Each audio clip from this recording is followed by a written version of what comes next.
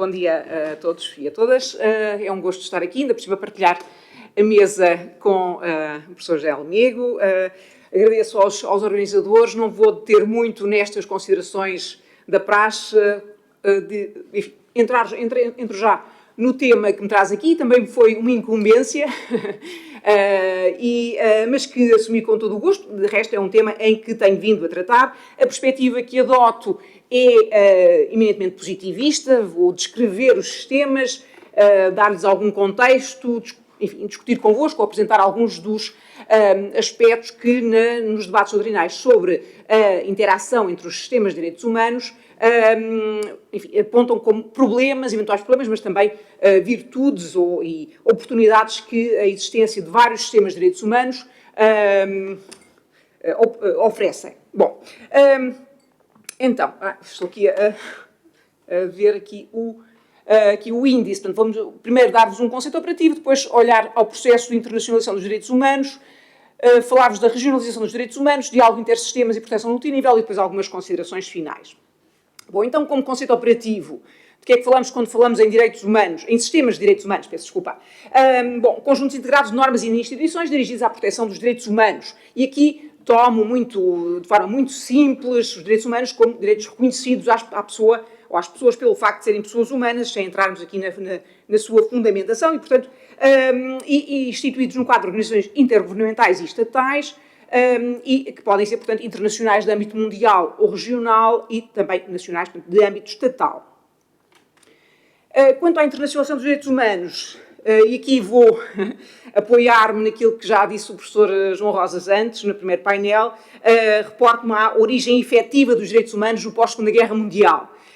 E, portanto, o processo de internacionalização dos direitos humanos explicado como, tendo como seu marco decisivo a Carta das Nações Unidas em 1945, que,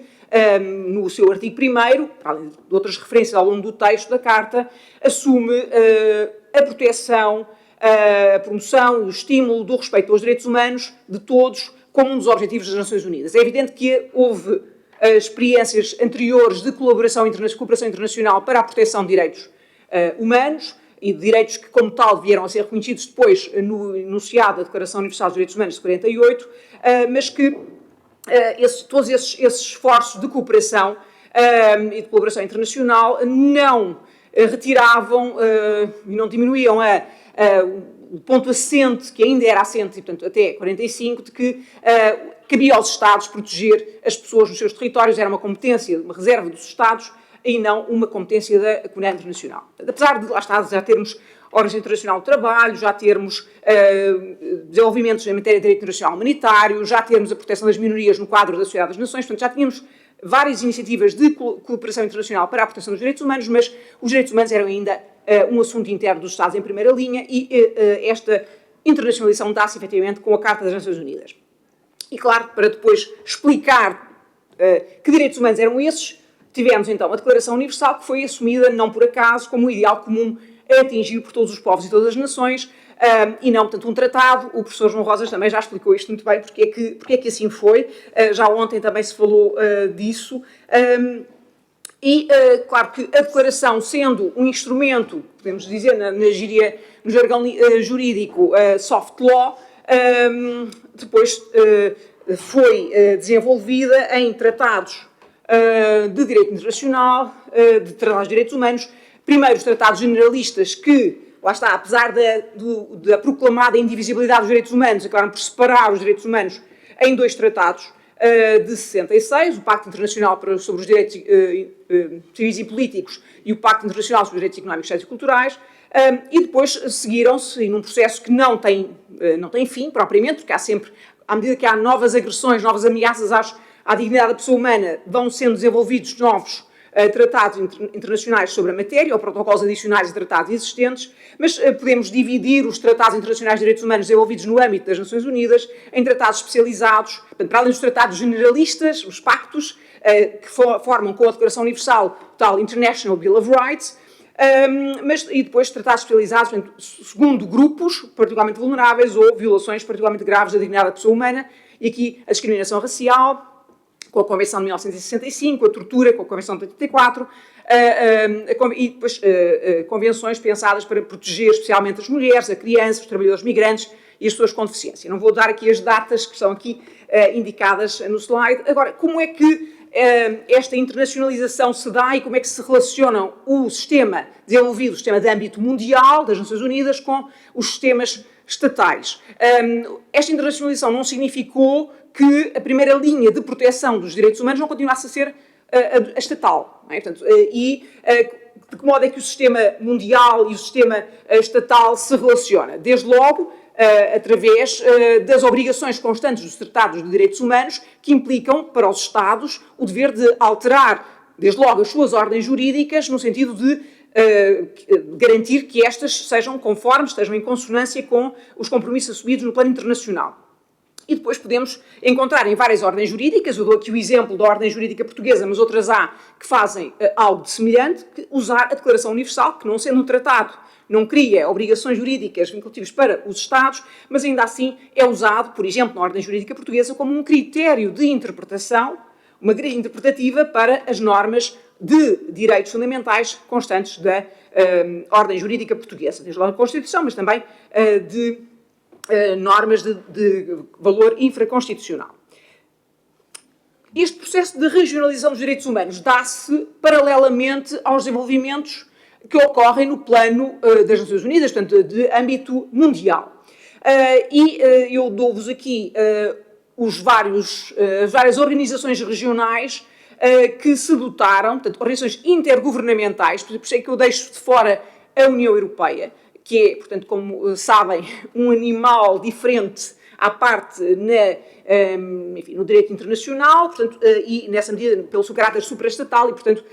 mas que também, a seu tempo, sentiu necessidade de se dotar de um instrumento de direitos fundamentais. E aqui, rapidamente, quando eu falo em direitos fundamentais, é a terminologia adotada quando a análise é feita no plano estatal.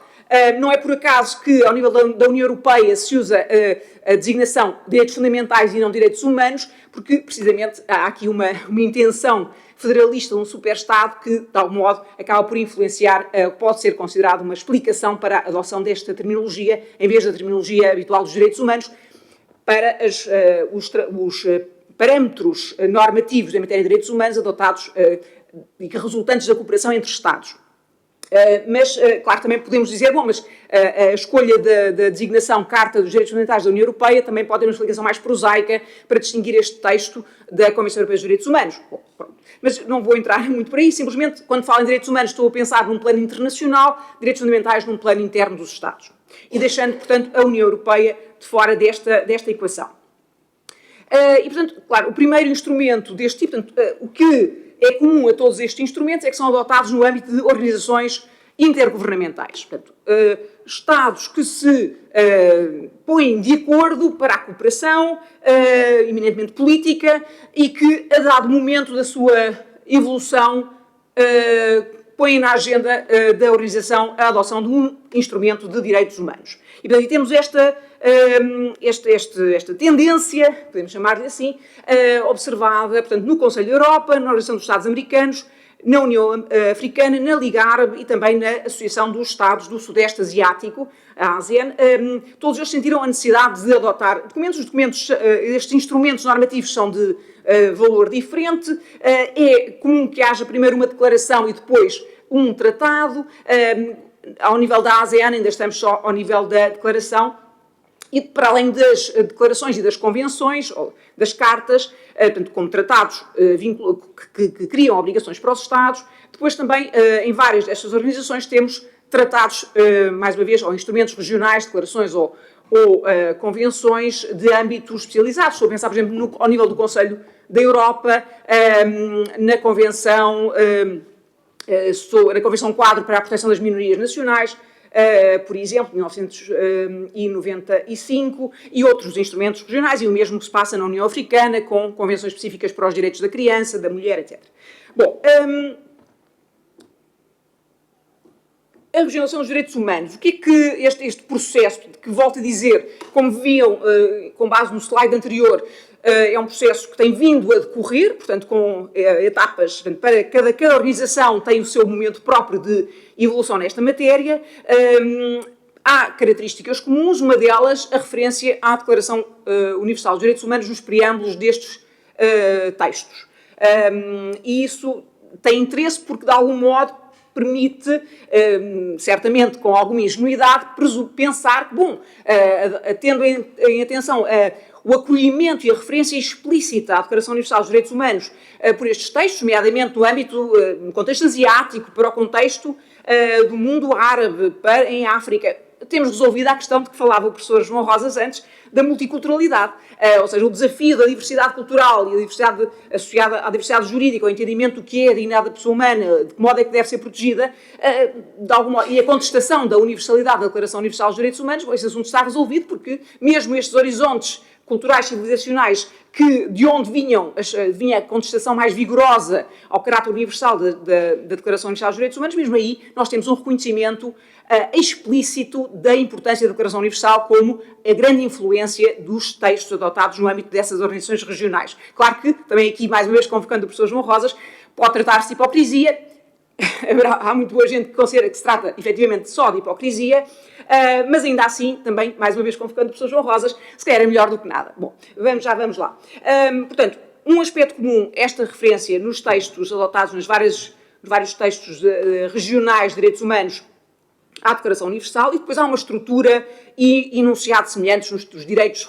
reconhecidos. Portanto, claramente há um mimetismo claro nos instrumentos regionais em relação à Declaração Universal e a outros tratados internacionais de âmbito mundial. Depois as diferenças têm a ver, sobretudo, com o tipo de direitos que são privilegiados. Por exemplo, se pensarmos na Convenção Europeia dos Direitos Humanos, direitos de primeira geração, os outros instrumentos tendem a ser mais fiéis à lógica da indivisibilidade dos direitos humanos, no sentido de conciliarem direitos de primeira geração e direitos de segunda geração, e direitos até de terceira geração, o ambiente, a paz, etc. Depois, tipicamente, porque isso tem a ver com a crítica feita à matriz ocidental da Declaração Universal, o seu caráter individualista, o seu caráter de direitos sobre deveres, etc. Portanto, o que nós encontramos nos instrumentos não europeus é precisamente uma acentuação da importância dos deveres e dos deveres económicos e dos direitos económicos, sociais e culturais, também a importância dos direitos coletivos, sobretudo na Carta Africana dos Direitos Humanos e dos Povos, desde logo esta designação já sugere a importância dos direitos coletivos e dos direitos dos povos, a importância dos direitos dos povos indígenas, quer em África, quer também no sistema interamericano, a relevância do costume, a relevância da Sharia, da lei islâmica, no caso da Carta Árabe dos Direitos Humanos. Portanto, há aqui algumas diferenças e, precisamente, a regionalização dos direitos humanos é explicada como, precisamente, uma forma de conciliar, e já estou a antecipar-me para o slide seguinte, antes de ter terminado este, mas, no fundo, conciliar a lógica universalista com o respeito pelas características regionais, uma aproximação àquilo que são as sensibilidades locais, regionais, em matéria de o que seja a dignidade da pessoa humana e os direitos que devem ser respeitados para assegurar que as pessoas vivem efetivamente uma vida digna. Bom, quanto aos sistemas de monitorização, também temos diferenças importantes, temos tribunais em alguns dos sistemas e mesmo em relação à força que esses tribunais têm, temos variações importantes, e o modo como esses tribunais foram digamos, criados e como têm vindo a desenvolver a sua jurisprudência, também variam significativamente. Claro que temos o Tribunal Europeu dos Direitos Humanos, que falou o professor Paulo Pinto Albuquerque, que está hoje em risco. Eu não partilho o entusiasmo e a confiança de que o passado é glorioso, tenho algumas reservas em alguns domínios em que o Tribunal Europeu dos Direitos Humanos ficou um bocadinho a desejar. Aliás, tenho um exemplo, daqui a pouco, que referirei já a seguir, de uma pronúncia do Tribunal Constitucional Português em que, precisamente, também se distanciou da jurisprudência do Tribunal Europeu dos Direitos Humanos, considerando que fica aquém da proteção oferecida pela Constituição Portuguesa, já explicarei isto. Mas, portanto, temos, efetivamente, mesmo que tínhamos reservas quanto ao passado glorioso do Tribunal Europeu dos Direitos Humanos, há o facto de, hoje em dia, a sua autoridade, a legitimidade perante os Estados-membros do Conselho da Europa e parte da Convenção Europeia dos Direitos Humanos está fragilizada, mas depois temos outras experiências ainda mais débeis, não é? A Corte Interamericana aproxima-se do Tribunal Europeu dos Direitos Humanos, o Tribunal Africano dos Direitos Humanos e dos Povos está ainda a dar os primeiros passos, o Tribunal Árabe dos Direitos Humanos foi criado em 2014, para muitos observadores é uma piada, portanto não é para ser levado a sério, e depois temos realmente comissões que trabalham sobretudo na base dos relatórios, da recepção de relatórios, e portanto, mas também algumas comissões, como a Comissão Africana dos Direitos Humanos e dos Povos, recebem queixas individuais ou coletivas contra Estados. Mas, lá está, em relação ao Tribunal Árabe dos Direitos Humanos, uma das críticas feitas é o facto de não prever queixas individuais ou coletivas contra Estados, mas só queixas interestados. Ou então movidas por organizações não governamentais, portanto o sistema está muito pouco desenvolvido ainda. E depois, em termos de orientações jurisprudenciais, há claramente, mas isso pressuporia um trabalho muito mais detido de comparação, as orientações jurisprudenciais desenvolvidas por cada um destes tribunais, quando temos tribunais, as orientações desenvolvidas por cada um deles nas suas decisões. Por exemplo, um aspecto que tem sido comentado na doutrina, o facto de a margem de apreciação do Tribunal Europeu dos Direitos Humanos ser uma chave da jurisprudência do Tribunal Europeu e, aliás, um dos aspectos dos mais criticados do Tribunal Europeu, algo que é explicado pela necessidade do Tribunal Europeu se preservar, ou seja, não aborrecer demasiado os Estados-membros, portanto, reconhecer uma margem de apreciação aos Estados e concluir por isso que não violaram, que eventuais restrições que impuseram aos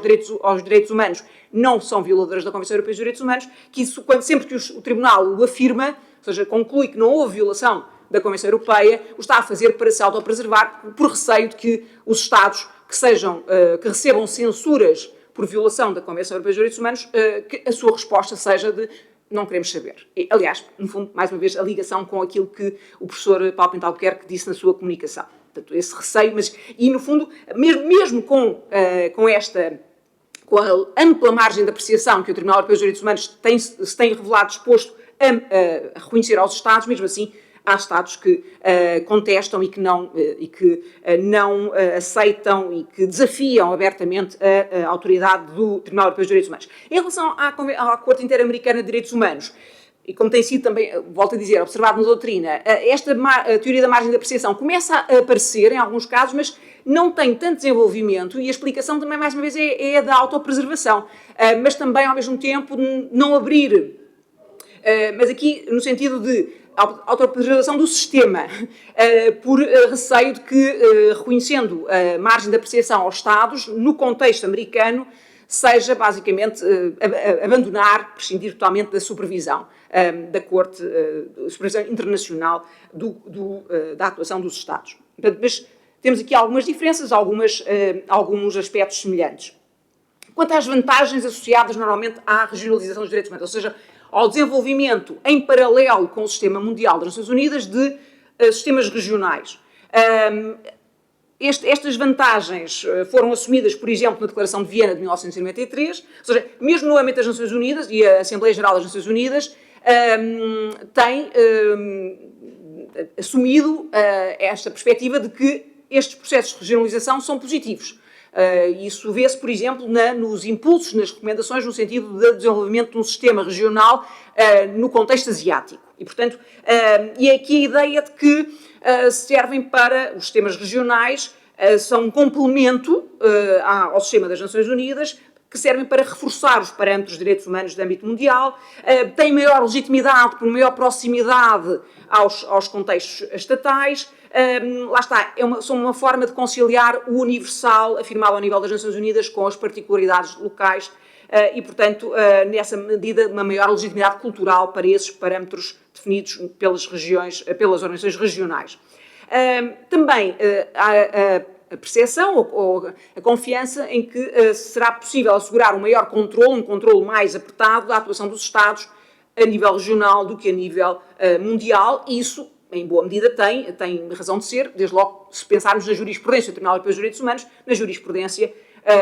da Corte Interamericana de Direitos Humanos, também há menos dados para afirmar isso na jurisprudência do Tribunal Africano, mas pelo menos da Comissão e da Comissão Africana de Direitos Humanos e dos Povos. O risco sempre presente é o de fragmentação e de que a criação destes sistemas regionais sirva para fazer o tal lip service, uma adesão hipócrita aos parâmetros definidos no âmbito ao nível das Nações Unidas, para depois, a pretexto de salvaguardar as especificidades culturais, políticas, sociais das diferentes regiões, retirar, portanto, dar com uma mão e retirar com a outra. Isso, mais uma vez, também é uma preocupação que tem razão de ser e que é frequentemente, digamos, expressada a propósito dos temas árabe e asiático de direitos humanos, em que os instrumentos desenvolvidos a nível regional contrariam algumas das normas definidas desde logo pelos pactos internacionais, de direitos civis e políticos e direitos económicos, sociais e culturais, mas outros instrumentos de âmbito, instrumentos mais específicos, mas adotados ao nível das Nações Unidas. Este risco existe, efetivamente, e, portanto, e aqui a atenção é esta, não é? Portanto, há vantagens numa aproximação, maior legitimidade cultural, o risco é de se abrir excessivamente o espaço às especificidades locais e, com isso, termos instrumentos que são apenas teoricamente instrumentos de direitos humanos, mas que, na verdade, são instrumentos que autorizam os Estados a restringir os direitos. Portanto, desde logo, e essa é uma preocupação manifestada, aqui não referi, a propósito do sistema africano, o facto, a insistência nos deveres ser um modo, sendo um tratado internacional de direitos humanos, a insistência nos deveres poder ser interpretada pelos Estados, pelos governos, como um motivo, uma razão para restringir direitos e, portanto, nessa medida ser contraproducente, ser altamente contraproducente. Depois, quanto ao diálogo intersistemas e proteção multinível, há pouco o professor Paulo Pinto Albuquerque falava no diálogo entre os tribunais europeus de direitos humanos e o Tribunal de Justiça da União Europeia, no sistema europeu, e concordo com o professor Paulo Pinto Albuquerque que realmente o Tribunal de Justiça da União Europeia, por vezes, vai além em vários domínios, vai além daquilo que o Tribunal Europeu dos Direitos Humanos está disposto a afirmar em matéria daquilo que são as obrigações dos Estados. Mas o que é que tem vindo a ser observado e mapeado nos trabalhos académicos sobre esta matéria? Realmente que há influências recíprocas, quer do sistema das Nações Unidas para os sistemas regionais, já o referi há pouco, o mimetismo em relação aos instrumentos normativos, mas também a referência, a convocação da Declaração Universal dos Direitos Humanos como o modelo, mas depois influências regionais, recíprocas, na verdade. Há vários textos, vários autores que sublinham que não é só o sistema europeu mais antigo e mais desenvolvido que influencia o interamericano e o africano, mas que, portanto, as influências são bidirecionais e, portanto, não há aqui uma... É importante contrariar a ideia, a presunção de que são os europeus que estão a mostrar ao resto do mundo como é que isto se faz. E depois também, lá está, a influência que os sistemas, quer o sistema das Nações Unidas, quer os sistemas regionais, têm sobre os sistemas estatais de proteção de direitos fundamentais. E isto tem vindo a ser mapeado e, claro, também sem surpresa, certamente, os resultados são mixed, ou seja, há algumas influências, há diálogo aberto entre tribunais regionais do sistema mundial, do mesmo modo também há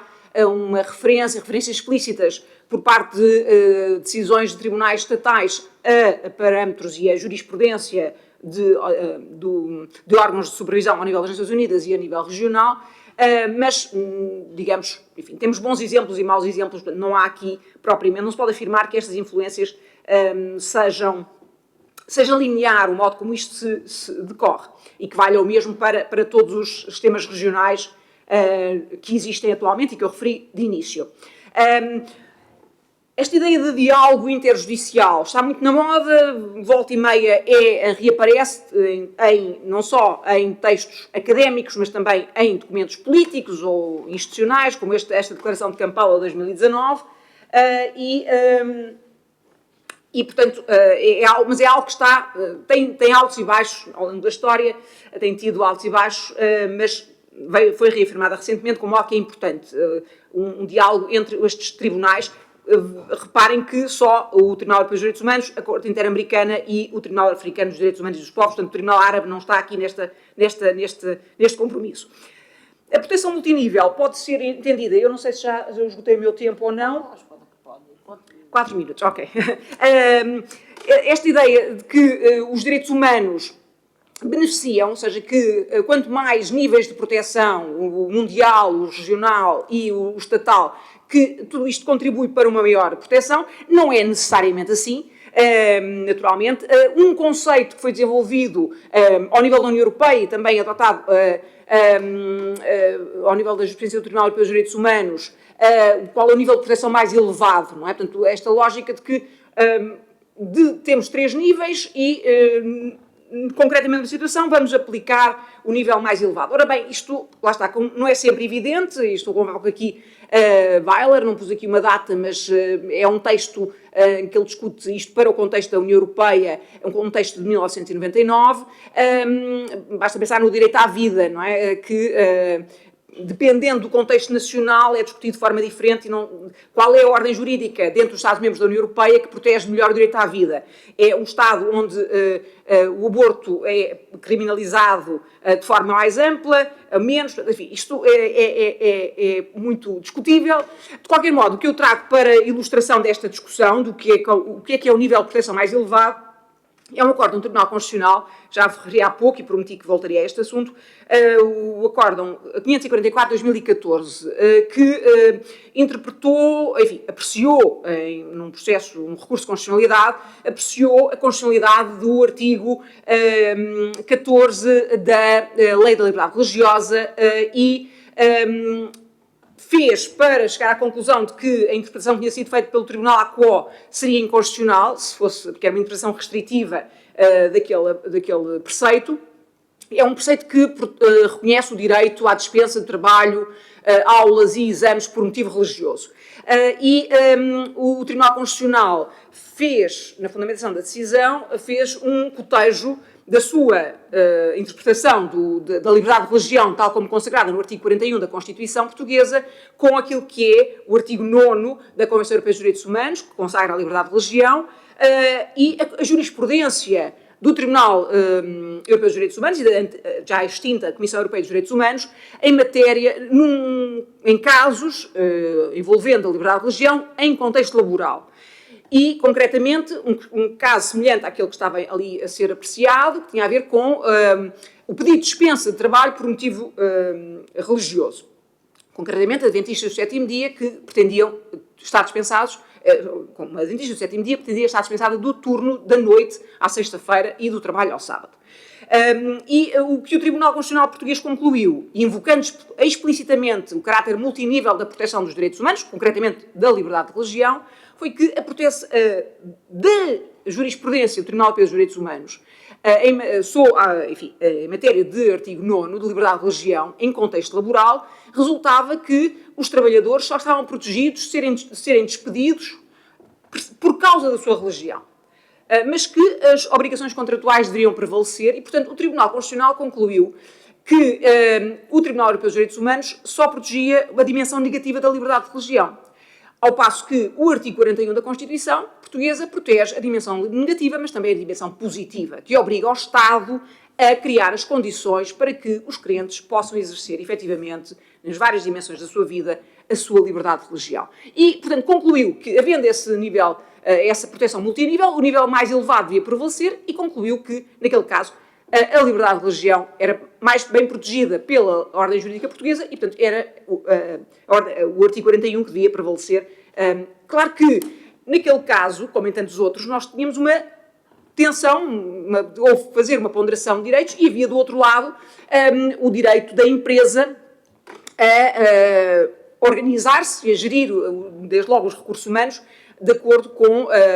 o que entendia mais eficiente. E lá está, o nível mais elevado de proteção para a liberdade de religião, não para a liberdade de empresa. Aí, se nós olhássemos para o caso sob a perspectiva da liberdade de empresa, aí o nível mais elevado de proteção é o nível oferecido pela jurisprudência do Tribunal Europeu dos Direitos Humanos. Mas depois também, enfim, também podemos encontrar diferenças de perspectiva sobre o mesmo direito, mais uma vez, a liberdade de religião, em pronúncias de organismos de supervisão das Nações Unidas, por exemplo, o Comitê de Direitos Humanos da ONU, por comparação com o Tribunal Europeu dos Direitos Humanos, a propósito da lei da burca, que sabem aquilo que me refiro, que proibia a ocultação do rosto no espaço público e que,